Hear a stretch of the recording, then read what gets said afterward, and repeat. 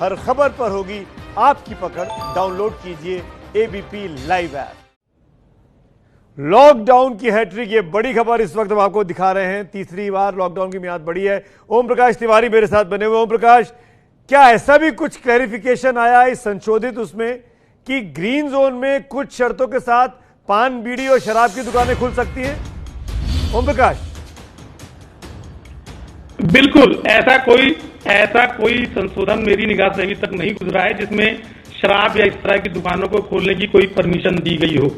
केंद्र सरकार का साफ तौर पर कहना था पहले भी, और अभी तक मेरी निगाहों से कम सुमित नहीं गुजरा है जिसमें शराब की दुकानों को मैं क्लियर कर दे रहा हूं। हमारी टीम ने, ओम प्रकाश, हमारी टीम ने यहां पता किया है और उसके मुताबिक ग्रीन जोन में कुछ शर्तों के साथ पान की और शराब की दुकानें खुल पाएंगी। इस वक्त की ये बड़ी खबर है। वो शर्तें सोशल डिस्टेंसिंग वाली ही शर्तें होंगी ताकि भीड़ भाड़ ना लगे। इस भीड़ भाड़ को बना के रखना हुआ।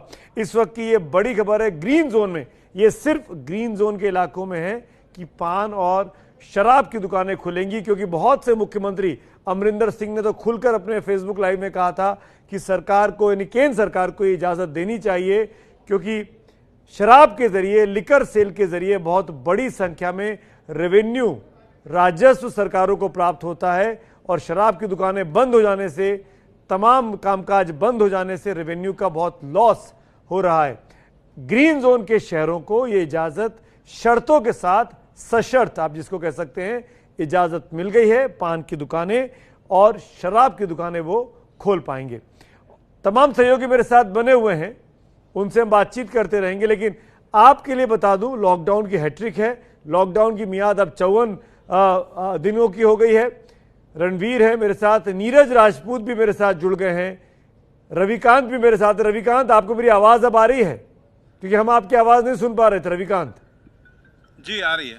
ट्रेन को लेके जानना चाहेंगे? आ रही है आपकी आवाज। ट्रेन को लेके जानना चाहेंगे, क्या प्लान है? जो श्रमिक स्पेशल ट्रेनें चलाई जा रही हैं उस बारे में और बताइए ना कुछ।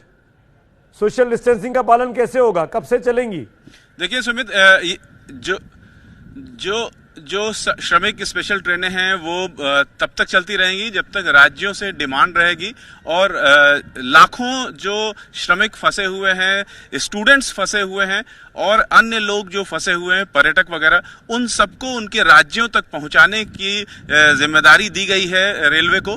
और अलग अलग राज्य से रेलवे कोऑर्डिनेट करके और एक राज्य से दूसरे राज्यों के लिए श्रमिक स्पेशल चला रही है। आज 6 श्रमिक स्पेशल चलाई गई हैं जो कि रात में 9 बजे तक चलाई जाती रहेंगी। और इसके अलावा आगे भी ये ट्रेनें चलती रहेंगी तब तक जब तक कि जो फंसे हुए लोग हैं वो अपने अपने राज्यों में, खासतौर से राजधानी तक न पहुंच जाए। और राजधानी में पहुंचने के बाद रवि, ये कैसे तय होगा कि कौन सा व्यक्ति ट्रेन में बैठेगा? क्या उनकी ट्रेन में बैठने के पहले उनको सर्टिफिकेट देना होगा कि वो कोरोना से संक्रमित नहीं है? कोई टेस्ट होगा उनका? बिल्कुल। जो यात्री आएंगे उन यात्रियों की पूरी लिस्ट राज्य सरकार सौंपेगी रेलवे को कि इस स्टेशन से इतने यात्री चलेंगे। और जितने भी यात्री होंगे उनको अपना आई कार्ड दिखाना पड़ेगा या कोई भी ऐसा दस्तावेज जिससे वो प्रमाणित कर सके कि ये वही है।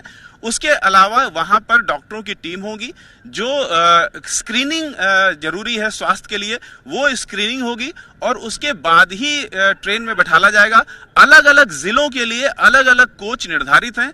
एक जिले का व्यक्ति एक ही कोच में बैठेगा। हो सकता है कि एक सहरसा जिले के कई कोच हों, लेकिन एक कोच में एक तरह के लोग बैठेंगे ताकि जब वहां पर पहुंचे राजधानी में ट्रेन, तो वहां पर एक एक कोच के एक एक जिले के लोगों को उतारा जाएगा और बैचेस में करके जो सैनिटाइज बसें होंगी उसमें उनको भेजा जाएगा। और सोशल डिस्टेंसिंग का पूरा पालन करना इसमें अनिवार्य है। यानी रेलवे प्रोटोकॉल है। और सोशल डिस्टेंसिंग की जो आप बात कर रहे हैं, या तो दिया सोशल डिस्टेंसिंग की जो आप बात कर रहे हैं रवि जी, ये बताइए कि जब वो ट्रेन में बैठेंगे तो क्या एक बर्थ पे, अमूमन ट्रेन में एक कूपे में 1 2 3 1 2 3 और 1 2 8 बर्थ होती हैं, 8 लोग बैठेंगे या उसमें भी कटौती है? नहीं, निश्चित रूप से जो अभी तक का प्लान है वो एक बर्थ पे 2 लोगों को बैठने का प्लान है।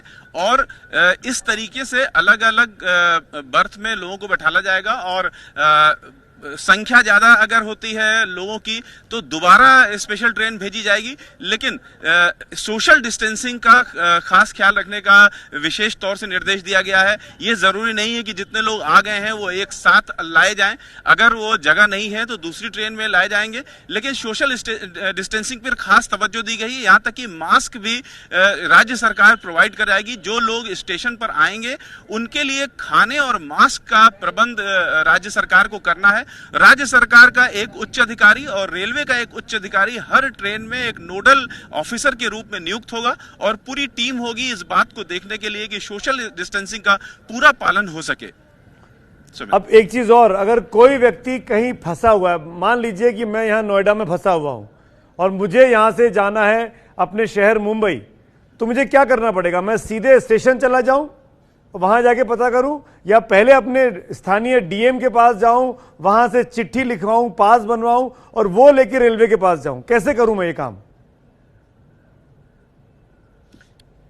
ये सारा काम फोन पर होगा।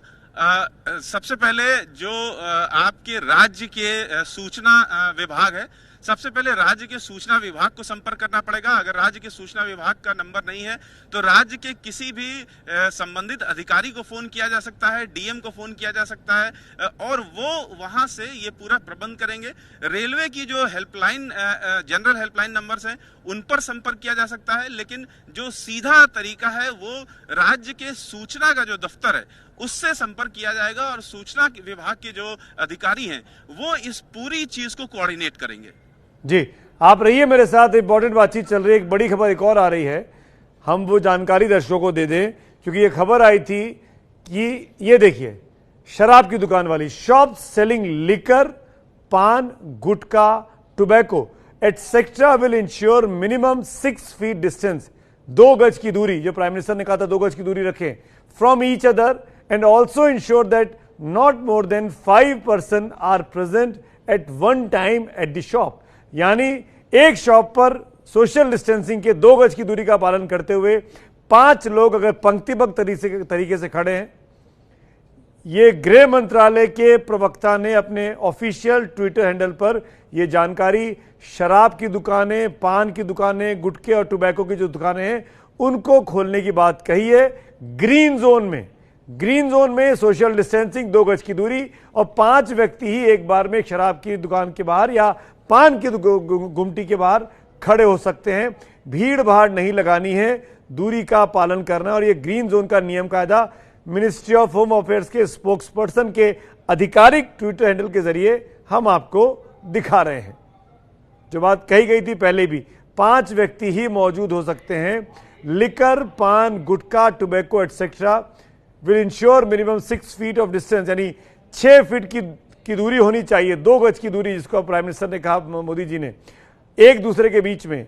और यह भी तय करना पड़ेगा कि 5 व्यक्ति से ज्यादा उस वक्त दुकान के बाहर मौजूद ना हो। मैक्सिमम 5 की लिमिट तय कर दी गई है।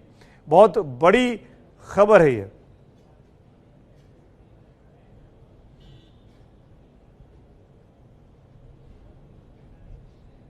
एक और इसी से जुड़ी खबर आ रही है कि अगर रेड जोन में शराब की दुकानें हैं और वो स्टैंड अलोन है, यानी आपके आसपास और दुकानें ना हैं, यानी अगर आप शराब की दुकानें किसी मॉल में ना हो, अगर अकेले में शराब की दुकानें हैं तो वो खुल सकती हैं इन्हीं शर्तों के साथ, 6 फीट का डिस्टेंस और मैक्सिमम 5 लोग दुकान पर एक वक्त हो। लेकिन ये दुकानें स्टैंड अलोन होनी चाहिए, इक्का दुक्का होनी चाहिए, आसपास इसके मॉल के भीतर ना हो।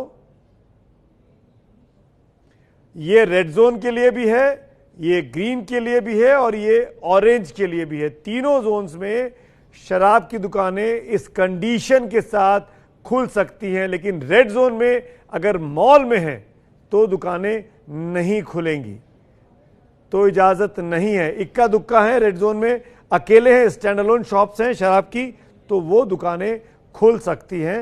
ये इजाजत भी दे दी गई है। बहुत सी सरकारों ने इस बारे में मांग की थी।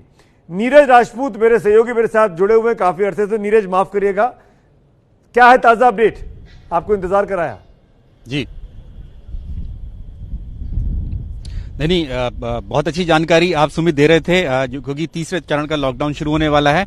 और अभी जहां मैं खड़ा हूं, साउथ ब्लॉक के बाहर खड़ा हूं, और अभी जो चीफ ऑफ डिफेंस स्टाफ है जनरल बिपिन रावत है, उन्होंने तीनों सेना प्रमुखों के साथ अभी एक प्रेस कॉन्फ्रेंस की, और उसमें जितने भी कोरोना वॉरियर्स हैं हमारे देश के, चाहे फिर वो डॉक्टर्स हो, नर्स हो, पैरामेडिकल स्टाफ हो, उनको धन्यवाद दिया। और उन्होंने कहा कि देश हित के लिए तीनों सेनाएं साथ खड़ी हुई है इन कोरोना वॉरियर्स के साथ और उन देशवासियों के साथ जो पिछले हम लोग देख रहे हैं 2 चरण के लॉकडाउन के दौरान पूरी तरह से एक रही, सोशल डिस्टेंसिंग का फॉलो किया। और इसी के लिए थैंक यू देने के लिए पूरे देशवासियों को और कोरोना वॉरियर्स के लिए खुद एयरफोर्स 3 मई को, यानी कि परसों को, संडे को, रविवार को, श्रीनगर से लेकर त्रिवेंद्रम तक जितने भी एयरफोर्स के जो फाइटर जेट्स हैं और जो ट्रांसपोर्ट एयरक्राफ्ट हैं वो एक स्पेशल फ्लाई पास करेंगे। सुमित, ध्यान रखिए, श्रीनगर से लेकर त्रिवेंद्रम तक फ्लाई पास, उसके साथ ही असम के डिब्रूगढ़ से, यानी कि नॉर्थ ईस्ट जो कि चीन बॉर्डर से रण ऑफ कच्छ तक, वहां तक पूरा फ्लाई पास किया जाएगा वायुसेना के फाइटर जेट्स और विमानों द्वारा। इसके अलावा जितने भी स्पेशल हॉस्पिटल्स हैं हमारे देश में जो कि कोरोना वायरस से लड़ रहे हैं, उनके ऊपर हेलीकॉप्टर्स भारतीय वायुसेना के वो फूलों की वर्षा करेंगे, ये दिखाने के लिए कि जिस तरह से हमारे देश के कोरोना वॉरियर्स ने अभी तक, चाहे डॉक्टर्स हों या मेडिकल साइंटिस्ट हों, जिन्होंने इतना अच्छा काम किया है, उनको एक थोड़ा सा उनको थैंक्स देंगे, उनको धन्यवाद देंगे कि इस तरह आगे कभी करते रहे, लड़ाई लड़ते रहे, और देश हित के लिए सेना उनके पीछे खड़ी हुई है। इसके अलावा जो नौसेना होंगे, नौसेना के जितने भी युद्धपोत होंगे, वॉरशिप होंगे, वो 3 मई को रविवार को सब समुद्र में होंगे, और रात के वक्त में सब पे लाइटिंग होगी। जितने भी पोर्ट्स हैं, चाहे वो नेवल पोर्ट्स हों या दूसरे सिविल पोर्ट्स हों, उन सब पर लाइटिंग होगी, ये दिखाने के लिए, दर्शाने के लिए कि किस तरह से कोरोना वॉरियर्स को हम लोग सपोर्ट करते हैं। जो सेना है जो कि सरहद पर, थल सेना जो सरहद पर है, चाहे चीन सीमा हो या फिर पाकिस्तान सीमा हो, वहां पर जहां पर भी ऊंची ऊंची पहाड़ियों पर 16-18 हजार फीट की ऊंचाई पर, वहां पर वो डिस्प्ले करेंगे, बैंड डिस्प्ले करेंगे धन्यवाद देने के लिए। जी बिल्कुल, यानी कि भारतीय सेना भी, तीनों टुकड़ियां भारतीय सेना की पूरी तरीके से देश के साथ हैं और अपना कंट्रीब्यूशन जिन लोगों ने दिया उनको सलाम करने वाली हैं इस रविवार को फ्लाई पास के जरिए। Mall, school, college, cinema hall सभी जोन में बंद रहेंगे। एक बार फिर रिपीट कर दे रहा हूं, ये क्लैरिटी होना बहुत जरूरी है। मंदिर, मस्जिद, गुरुद्वारा, चर्च बंद रहेंगे। रेलवे, हवाई जहाज, होटल, जिम्नेशियम, यानी अगर आप जिम जाने की शौकीन है तो अभी भी आप नहीं जा पाएंगे। राजनीतिक कार्यक्रम, धार्मिक कार्यक्रम, सामाजिक कार्यक्रम को किसी भी जोन में इजाजत नहीं दी गई है, चाहे आपका शहर ग्रीन में हो, चाहे ऑरेंज में हो, चाहे रेड में हो। बिल्कुल साफ साफ कहा गया है। ये सरकार की ऑफिशियल जो सरकार की तरफ से नियम कायदे आए हैं वो मैं आपके सामने पढ़ के शुद्ध देसी आसान भाषा में समझा रहा हूं। 2 हफ्ते के लिए लॉकडाउन को बढ़ाया गया है। रेड जोन में कुछ छूट रियायत मिल गई है। मीडिया कर्मियों को रियायत मिल गई है, IT सेक्टर के लोगों को रियायत मिल गई है। कॉल सेंटर्स अगर रेड जोन में हैं तो उनको भी रियायत मिल गई है अपने सेंटर्स खोलने की। कमर्शियल संस्थानों को छूट मिल गई है। कोल्ड स्टोरेज अगर रेड जोन में है तो वो खुल पाएंगे। प्राइवेट सिक्योरिटी कंपनियां भी खुल पाएंगी। डॉक्टर्स को क्लिनिक खोलने की इजाजत दे दी गई है रेड जोन में। OPD में भी मरीजों की जांच हो पाएगी, इसकी इजाजत भी मिल गई है। अस्पतालों में OPD जो बंद थी 40 दिनों से, वो खुल पाएंगी। सील जो इलाके हैं रेड जोन के भीतर भी, जो पूरी कंटेंट इलाके हैं, सील इलाके, वहां पर इजाजत नहीं है, ये समझ लीजिए। अब ऑरेंज जोन की बात कर रहा हूं। पेड टैक्सी चल पाएंगी। एक टैक्सी में 2 सवारियों को इजाजत दे दी गई है, ड्राइवर के अलावा 2, यानी कुल 3 लोग बैठ सकते हैं। निजी कार में भी ड्राइवर के अलावा 2 और लोग, यानी कुल 3 लोगों को बैठने की इजाजत इस बार की नई लॉकडाउन की गाइडलाइंस में दे दी गई है। बाइक पर अब 2 लोग जा सकेंगे, पहले मोटरसाइकिल पर एक ही व्यक्ति को अलाउ किया गया था। मीडिया कर्मियों को भी आने जाने की इजाजत ऑरेंज जोन में मिल गई है। क्लिनिक खोलने की इजाजत डॉक्टर्स को मिल गई है। सोशल डिस्टेंसिंग के नियमों का पालन कराना होगा ऑरेंज जोन में अगर आपकी क्लिनिक है। OPD के मरीजों की जांच की इजाजत भी अस्पतालों को ऑरेंज जोन में दे दी गई है। ग्रीन जोन में 50% बसें चल पाएंगी। अगर आपके इलाके में 100 बसें चलती है तो 50 ही चलेंगी। एक बस में अगर 70 आदमी बैठते हैं तो 35 ही बैठेंगे। 50% की क्षमता की इजाजत दी गई है। दुकानें, छोटे उद्योग को इजाजत दे दी गई है। ट्रांसपोर्ट को भी इजाजत दे दी गई है। शर्तों के साथ खोला जा रहा है। इन तमाम चीजों को सशर्त इजाजत दी जा रही है। ग्रीन जोन में होने के बाद भी 21 दिन जब कोई शहर में कोई केस नहीं आता है तो उसको ग्रीन जोन माना जाता है। 319 जिले ग्रीन जोन में हैं। मॉल, सिनेमा हॉल, बाजार नहीं खुलेंगे। पंकज झा मेरे साथ जुड़ गए ताजा अपडेट के साथ। पंकज झा।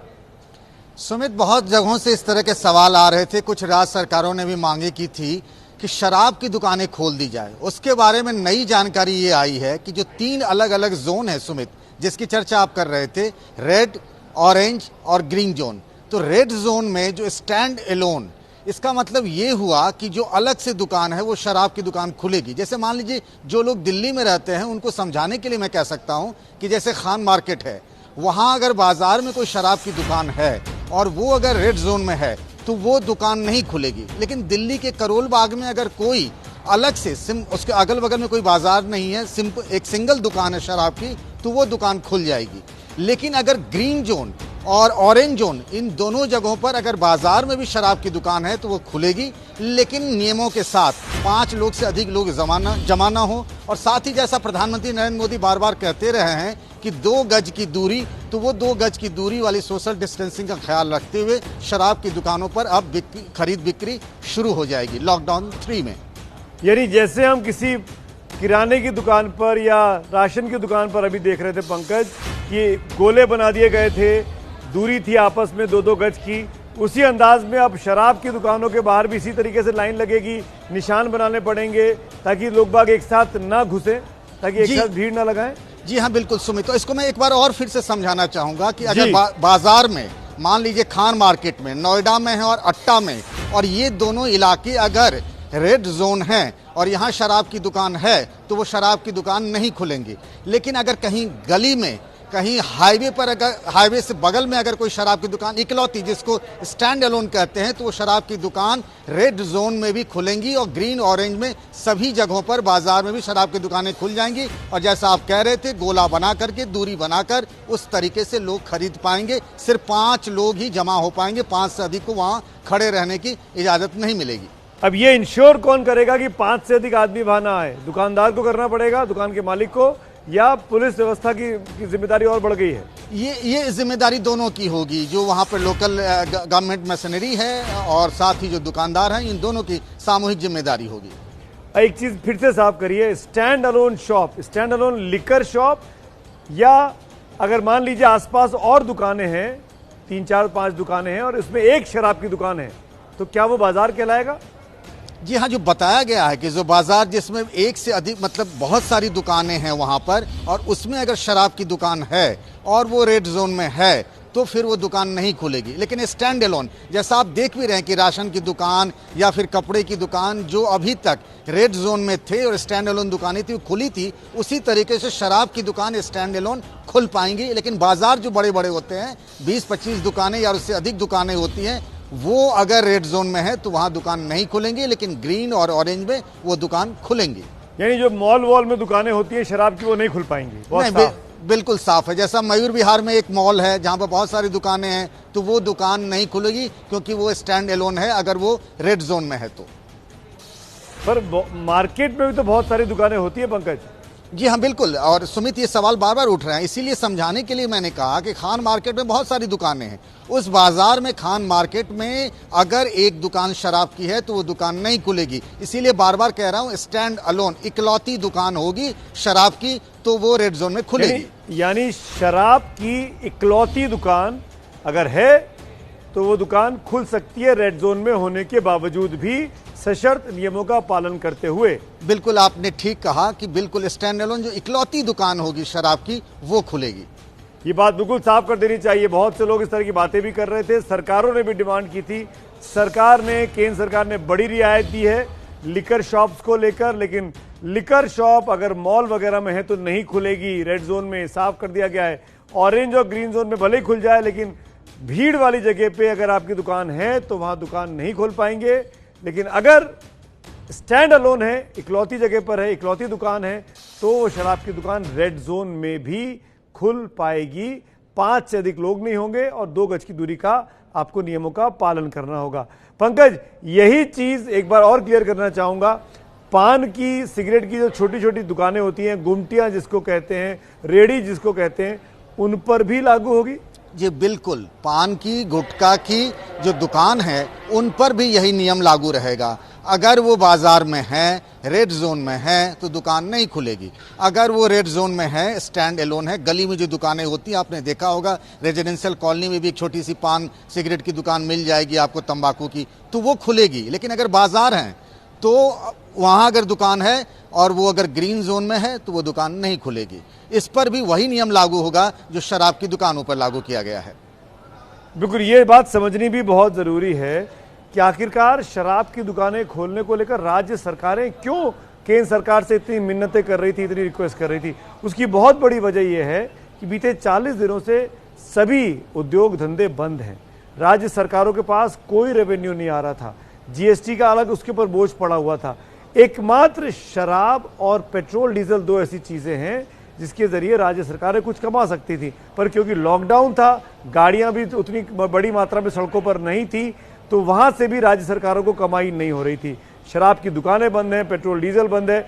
इन तमाम चीज़ों को देखते हुए अमरिंदर सिंह जैसे तमाम मुख्यमंत्रियों ने बार बार कहा कि आपको शराब की दुकानें खोलने की इजाज़त देनी चाहिए, जिससे कि राज्य सरकारों को कुछ राजस्व प्राप्त हो, रेवेन्यू मिले, सरकारी खजाने में पैसा आए, क्योंकि राज्यों के पास पैसे नहीं बचे हैं। बहुत सी राज्य सरकारों ने अपने कर्मचारियों की तनख्वाहों में कटौती भी की है। इसके ज़रिए, इन शराबों की दुकानों के ज़रिए, गुटखे के ज़रिए, पान बीड़ी की दुकानों के ज़रिए रेवेन्यू राज्य सरकारों को प्राप्त होगा, ऐसा एक अनुमान केंद्रीय गृह मंत्रालय ने लगाया। उसके बाद ये इजाज़त दी गई है ताकि जो अर्थव्यवस्था जो पटरी से उतरती हुई दिखाई दे रही थी, वो धीरे धीरे कर इस आमदनी के ज़रिए राज्य सरकारों के खाते में, उनके खजाने में कुछ पैसा आ पाए। क्या नियम कायदे शराब की दुकान खोलने के, पान बीड़ी की दुकान खोलने के, वो आपके सामने स्क्रीन पर लगातार चल रहे हैं। दुकानें भले ही खुल जाएं, लेकिन सोशल डिस्टेंसिंग के नियमों का पालन करना है, 2 गज की दूरी रखनी ही है। जैसे अभी आप किराने की दुकान पे करते हैं, वो आपको शराब की दुकान पर भी करनी है। कई राज्यों ने ये मांग की थी, इसीलिए ये बड़ा फैसला केंद्र सरकार ने लिया ताकि और ज्यादा बोझ राज्य सरकारों पर ना पड़े। अर्थव्यवस्था को गति देने के लिए ये बेहद लाजमी कदम राज्य सरकारें इसको बता रही थी। पेट्रोल की खपत नहीं हो रही है लॉकडाउन की वजह से, तो राज्य सरकारें कमाएं तो कमाएं से कहां। अब एक रास्ता उनको मिलेगा जब ये शराब की दुकानें खुलेंगी। लेकिन मैं फिर क्लियर कर दूं कि जो लोग शराब पीते हैं वो अपनी इम्यूनिटी के साथ कॉम्प्रोमाइज करते हैं, और कोरोना से लड़ने के लिए आपकी रोग प्रतिरोधक क्षमता मजबूत होनी चाहिए। और शराब आपकी इम्यूनिटी को चोट पहुंचाती है, कमजोर करती है। तो शराब पीकर आप कोरोना को एक तरीके से, कोरोना के सामने अपनी लड़ाई को कमजोर कर लेते हैं। ये सब कुछ राज्य सरकारों के पास रेवेन्यू आ सके, राजस्व आ सके, उसके लिए किया गया है। राज्य सरकारों की कमाई का बहुत बड़ा जरिया लिकर शॉप्स, गुटखा शॉप्स और सिगरेट शॉप्स होती हैं। पेट्रोल शराब से राज्यों को राजस्व की प्राप्ति होगी। पेट्रोल की खपत ना के बराबर है, लॉकडाउन की वजह से सड़कों पर मूवमेंट नहीं है। अब कुछ लॉकडाउन 3 में इजाजत मिल रही है। अर्थव्यवस्था को गति देने के लिए, पटरी पर लाने के लिए यह फैसला केंद्र सरकार ने लिया है, और ये राज्य सरकारें अब इसका पालन करना होगा कि सोशल डिस्टेंसिंग के नियम ना टूटें, कोरोना ना फैले, दूरियां बनी रहें। और मैं तो अपने तौर पर, निजी तौर पर आपसे कहूंगा, अगर आप शराब पीते हैं तो ना पीजिए, क्योंकि इससे रोग प्रतिरोधक क्षमता आपकी कॉम्प्रोमाइज होती है।